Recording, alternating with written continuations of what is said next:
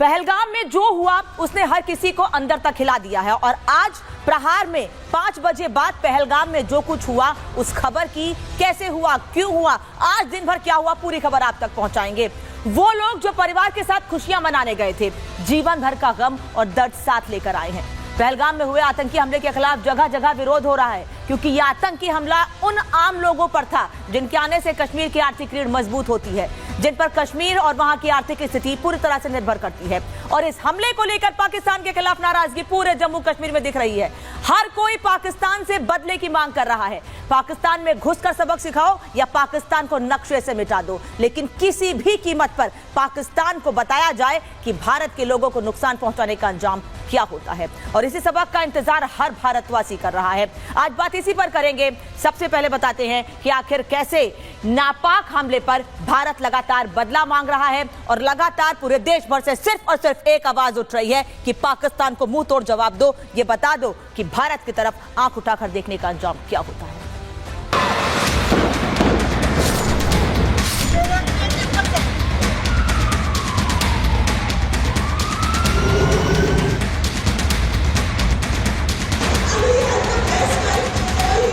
कश्मीर रुकेगा ना भारत रुकेगा। ऐसी शक्तियों को कुचलना ये भारत जानता है। जो लोगों ने ये कायरतापूर्ण इस घटना को अंजाम दिया है वो कोई बचेगा नहीं। हुकूमत इन तमाम जालिमों को सबक सिखाएगी। भारी कीमत बुज़दिल पाकिस्तानी आतंकवादियों को चुकानी पड़ेगी।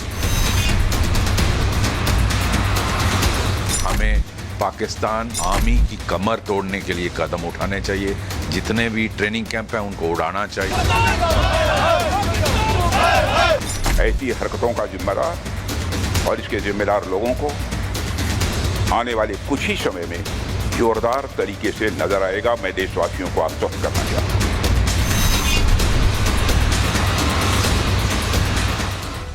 पूरा देश बदला मांग रहा है, इसीलिए हम कह रहे हैं कि कुछ बड़ा होने वाला है। जो 3 तस्वीरें अभी आपको मैं दिखाने जा रही हूं उनसे एक बात तो साफ है कि तैयारी बड़ी है और बहुत बड़े हमले की तैयारी की जा रही है पाकिस्तान को सबक सिखाने के लिए। ये 3 तस्वीरें इस वक्त आप देख रहे हैं।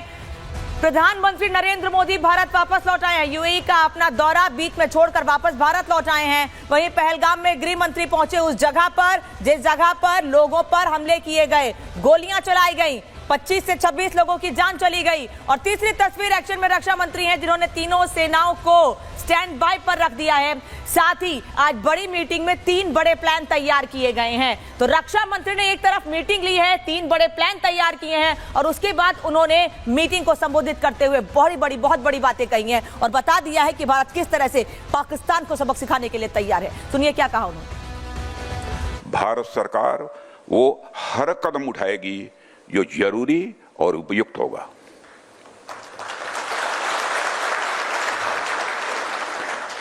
और हम सिर्फ उन लोगों तक नहीं पहुंचेंगे जिन्होंने इस घटना को अंजाम दिया है। हम उन तक भी पहुंचेंगे जिन्होंने पर्दे के पीछे बैठकर हिंदुस्तान की सरजमी पर ऐसी नापाक हरकतों की साजिशें रची हैं। भारत एक इतनी पुरानी सभ्यता और इतना बड़ा देश है जिसको ऐसे किसी भी आतंकी गतिविधियों से किसी भी सूरत में डराया नहीं जा सकता। ऐसी हरकतों का जिम्मेदार और इसके जिम्मेदार लोगों को आने वाले कुछ ही समय में जोरदार तरीके से नजर आएगा। मैं देशवासियों को आश्वस्त करना चाहता हूं। और हम ये बात ऐसे ही नहीं कह रहे हैं कि भारत बड़ा सबक सिखाने के लिए तैयारी कर रहा है। इसके पहले भी जब भी पाकिस्तान ने भारत की तरफ नजर उठाई है तब तक भारत ने पाकिस्तान को यह बता दिया है कि हमारी तरफ देखने का नतीजा क्या होता है। जब जब पाकिस्तान ने दहलाया है तब तक भारत ने सबक सिखाया है। कैसे सबक सिखाया है ये हमने पहले भी आपको बताया है। आज एक बार फिर से बता देती हूँ कि जब जब पाकिस्तान की नजर उठी है तब तक भारत ने कैसे बताया है। तारीख 18 सितंबर 2016 उरी अटैक हुआ था, याद होगा आपको। साल 2016 में सैनिकों पर हमला हुआ था, नुकसान हुआ था, 19 जवान शहीद हुए थे हमारे। और उसका बदला क्या था, उसका जवाब क्या था? Surgical strike. घर में घुसकर पाकिस्तान को जवाब दिया था।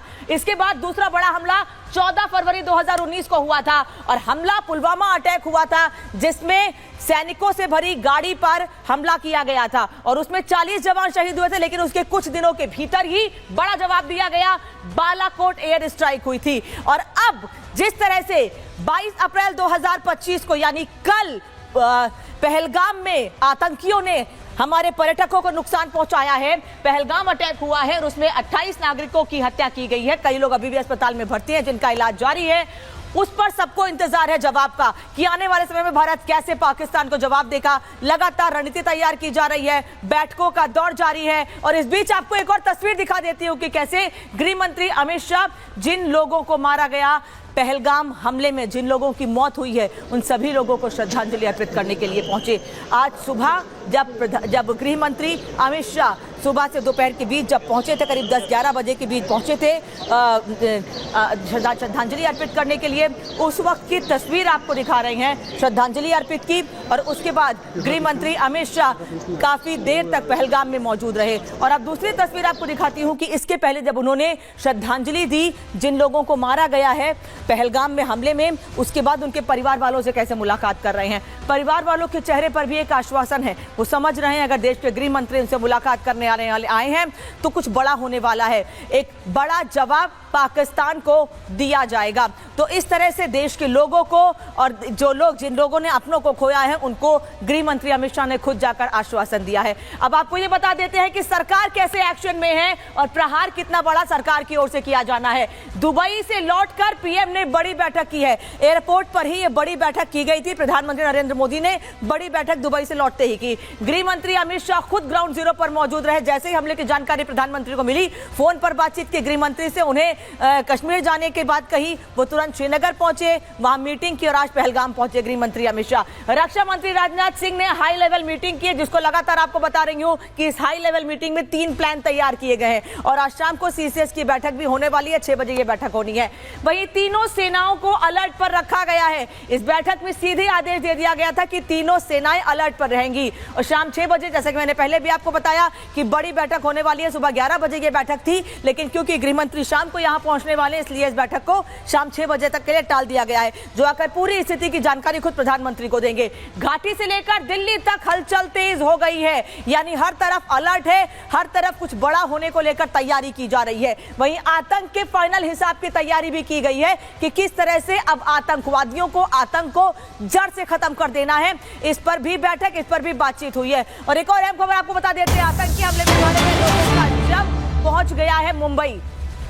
आतंकी हमले में पहलगाम में मारे गए लोगों का शव मुंबई पहुंच गया है। अभी कुछ देर पहले लेफ्टिनेंट विनय नरवाल का शव दिल्ली पहुंचा था, जहां उनको श्रद्धांजलि अर्पित की गई। उनके परिवार के लोग वहां पर मौजूद थे और अब ये तस्वीर आपको दिखा रहे हैं कि पहलगाम हमले में मारे गए लोगों के शव मुंबई पहुंच चुके हैं और इसके बाद उनके शहरों को, उनके घरों, उनके परिवार वालों को उनके शवों को सौंप दिया जाएगा, जिससे पूरी विधि विधान से उनका अंतिम संस्कार किया जा सके। लेकिन परिवार वाले बार बार सिर्फ एक ही मांग कर रहे हैं कि किस तरह से भारत बदला लेगा, किस तरह से जो मीटिंग हो रही है उनके बाद बड़े कदम उठाए जा रहे हैं, क्या कुछ चर्चा की जा रही है, हर कोई ये जानना चाहता है। लेकिन क्योंकि आने वाले समय में यह साफ हो जाएगा कि कैसे भारत ने रणनीति बनाई है पाकिस्तान को सबक सिखाने की, क्योंकि लगातार बैठकों का दौर जारी है। कल शाम से ही लगातार मीटिंग हो रही है। शाम 3:30 बजे, कल दोपहर 3:30 बजे खबर आई थी कि बड़ा हमला हुआ है पहलगाम में पर्यटकों पर और उसके बाद से ही लगातार बैठकों का दौर जारी है।